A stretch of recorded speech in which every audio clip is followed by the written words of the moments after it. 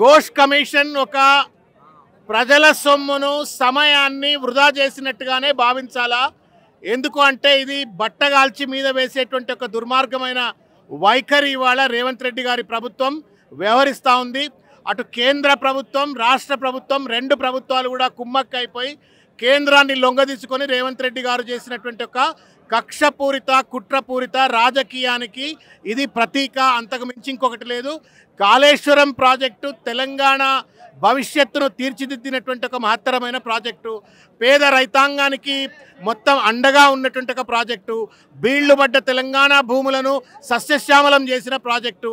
ఇది crystal clear, అన్ని రకాలుగా ఒక ట్రాన్స్పరెన్సీ ఉన్నటువంటి ఒక ప్రాజెక్టు.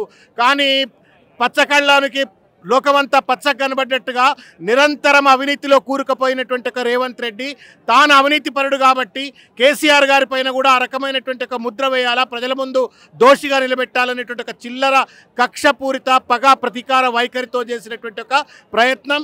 ఇది తేట తెల్లం అవుతుంది, ప్రజలందరూ కూడా తప్పనిసరిగా తెలుసుకుంటారని భావిస్తా ఉన్నాను. ఇగో అల్జీమర్ వ్యాధి వచ్చిందేమో నాకు తెలియదు రేవంత్ రెడ్డి అండ్ కంపెనీకి, లేదు ఈ ప్రశ్న అడుగుతున్నటువంటి వాళ్ళకి ఏమైనా డిమెన్షియా వచ్చిందా నాకు తెలియదు. నాగార్జున సాగర్ ప్రాజెక్టు కూడా రిపేర్లు వచ్చినాయి, పోలవరం ప్రాజెక్టు కొట్టుకనే పోయింది, ఎస్ఆర్ఎస్పీ లాంటి ప్రాజెక్టులకు కూడా రిపేర్లు వచ్చినాయి. దేశంలో ఉన్న అనేక ప్రాజెక్టులు కట్టిన తర్వాత రిపేర్లు వచ్చినాయి, రిపేర్లు వచ్చిన తర్వాత ఆ రిపేర్లను సరిదిద్దుకున్నారు. దురదృష్టం ఏంటంటే రేవంత్ రెడ్డి అనే ఒక దుర్మార్గుడు తెలంగాణ రాష్ట్ర ముఖ్యమంత్రిగా ఉండి ఇవాళ 2 పియర్స్ అండి, 85 పియర్స్ ఉన్నటువంటి ఒక మేడిగడ్డ డ్యాంలో 2 పియర్స్ మాత్రమే క్రాక్స్ వస్తే 18 నెలలుగా పరావు పెట్టినాడు.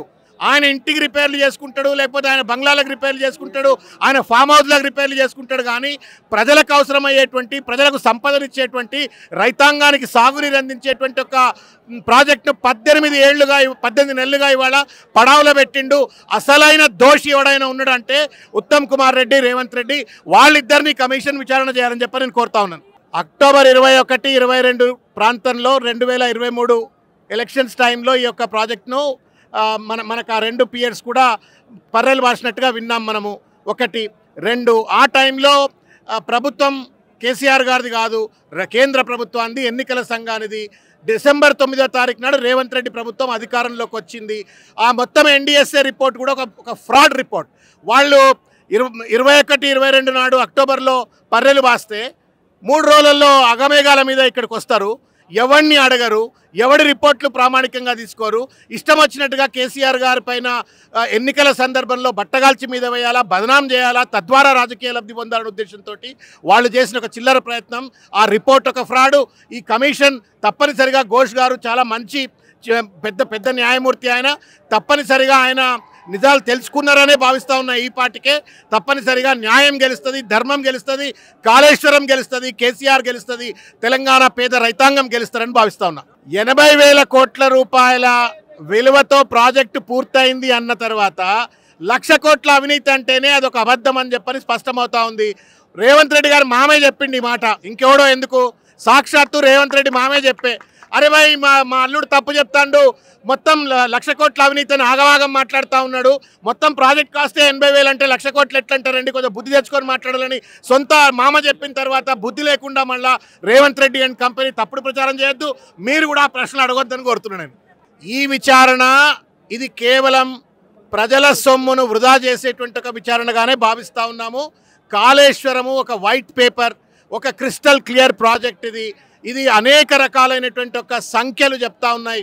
ప్యాడీ ప్రొడక్షన్ కావచ్చు, కల్టివేబుల్ ల్యాండ్ ఎక్స్పాన్షన్ కావచ్చు, లేకపోతే గ్రౌండ్ వాటర్ ఇంక్రీజ్ కావచ్చు, నిండిన చెక్ డ్యామ్స్ కావచ్చు, లేకపోతే నిండిన చెరువులు కావచ్చు, మొత్తం సస్యశ్యామలమైన భూతలం అంతా చెప్తా ఉంది. అనేక రిజర్వాయర్లో ఉన్న నీళ్లు చెప్తా ఉన్నాయి. కాబట్టి Kaleshwaram is the most successful project. నాకు తెలిసి కమిషన్ కూడా కేసీఆర్ గారిని ప్రశంసిస్తూ బయటికి పంపుతుందని చెప్పని భావిస్తూ ఉన్నాను. రేవంత్ రెడ్డి ఏమో అభిశంసిస్తుందని చెప్పని అనుకుంటున్నాడు, కానీ నాకు తెలిసి ఈ కమిషన్ కేసీఆర్ గారిని ప్రశంసిస్తుంది. ఇంత పెద్ద ప్రాజెక్ట్ ఎట్లా కట్టినరండి, 4 ఏళ్లలో ఎట్లా కట్టినరు, శభాష్ అని చెప్పని బయటికి పంపుతారని అనుకుంటున్నాను. తెలంగాణకు రైతాంగానికి అన్నం పెట్టినటువంటి కేసీఆర్ గారి మీద కమిషన్ ఈరోజు నోటీసులు ఇవ్వడం అనేది చరిత్రహీనుడుగా మిగిలిపోతాడు ఉన్నటువంటి రేవంత్ రెడ్డి ముఖ్యమంత్రి. ఎందుకంటే ఎవరైతే అన్నం పెడతారో వాళ్ళకే సున్నం పెట్టేటువంటి రాజకీయ పార్టీ ఏదైనా ఉన్నదంటే అది కాంగ్రెస్ పార్టీ.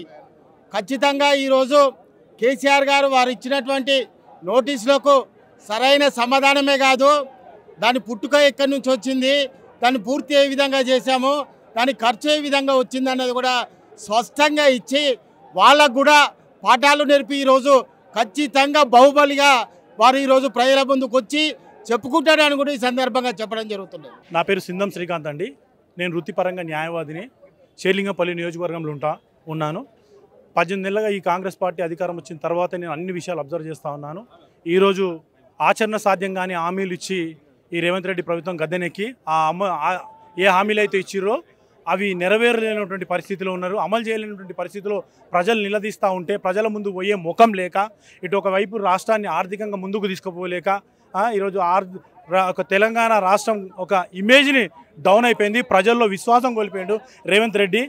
దాన్ని డైవర్ట్ చేయనీకే ఈ కమిషన్లు పెడతారు. కాబట్టి ఈరోజు కేసీఆర్ గారిని, తెలంగాణ రాష్ట్రాన్ని దేశం ప్రపంచంలోనే ఒక ఉన్నతమైన స్థితిగా తీసుకొచ్చినటువంటి కేసీఆర్ గారిని కమిషన్ పేరుతో పిలిచి వేధిస్తున్నారని తెలిసి నేను వీడికి రావడం జరిగింది.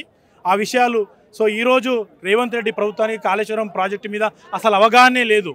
వాళ్ళకి అవగాహన రాహిత్యం. 4 పిల్లర్లు క్రాక్స్ వచ్చినాయని మాట్లాడతారు. కాళేశ్వరం ప్రాజెక్ట్ అంటే 239 పిల్లర్లు అండి, 4 బ్యారేజీలు, 15 రిజర్వాయర్లు, 19 సబ్స్టేషన్స్, 21 పంప్ హౌజ్లు, 500 స్క్వేర్ కిలోమీటర్ల వ్యవసాయానికి నీళ్ళు అందిస్తుంది. కేవలం వ్యవసాయం మాత్రమే కాదు, తాగునీరు, ఇండస్ట్రియల్ నీడ్స్ కూడా ఈరోజు మనం మీట్ అవుతున్నాం. 13 జిల్లాల అవసరాలు తీస్తున్నటువంటి ప్రాజెక్టు కాళేశ్వరం ప్రాజెక్టు. దాని మీద ఏమాత్రం అవగాహన లేకుండా 4 పిల్లర్లు మీరు 18 నెలలైనా రిపేర్ చేయలేకపోయారు. 36 నెలల విశ్వలో అద్భుతమైనటువంటి కాళేశ్వరం ప్రాజెక్టు కేసీఆర్ గారు నిర్మించారు. అది చేతగాక దాన్ని బూచిగా చూపించి కేసీఆర్ గారిని బద్నాం చేయాలని, బీఆర్ఎస్ లీడర్స్ని అబాసుపాలు చేయాలని ఒక కుట్రపూరితమైనటువంటి రాజకీయానికి ఈ రేవంత్ రెడ్డి ప్రభుత్వం తెరదీసిందండి. గతంలో కూడా మనం చూస్తూ ఉన్నాం. ఈ ఫార్ములా కేసు అని చెప్పి కేటీఆర్ గారిని ఇరికించాలని చూసిర్రు. అది సాధ్యం కాలే. ఈ కాంగ్రెస్ క్యాబినెట్ మినిస్టర్ అయినటువంటి కొండా సురేఖ గారు ఒక ప్రముఖ నటిని మరి కేటీఆర్ గారి గురించి మాట్లాడకూడనటువంటి మాటలు మాట్లాడి కేసులో పాలైనటువంటి విషయం మనం చూస్తూ ఉన్నాం. ఇప్పుడు అదే అయిపోయిన తర్వాత మళ్ళీ ఇదొకటి కొత్తది అందుకున్నారు. నువ్వు రేవంత్ రెడ్డికి నేను చెప్పాల్సిన ఒకటే, మీరు పరిపాలన మీద దృష్టి పెట్టండి. పరిపాలన మీ బీఆర్ఎస్ ప్రభుత్వం, బీఆర్ఎస్ యొక్క లీడర్స్ని వేధించడానికి పెట్టినటువంటి దాంట్లో సగం ఇంట్రెస్ట్ కనుక పరిపాలన మీద పెడితే ఈ రాష్ట్ర పరిస్థితి మెరుగుపడుతుంది అని తెలియజేస్తుంది.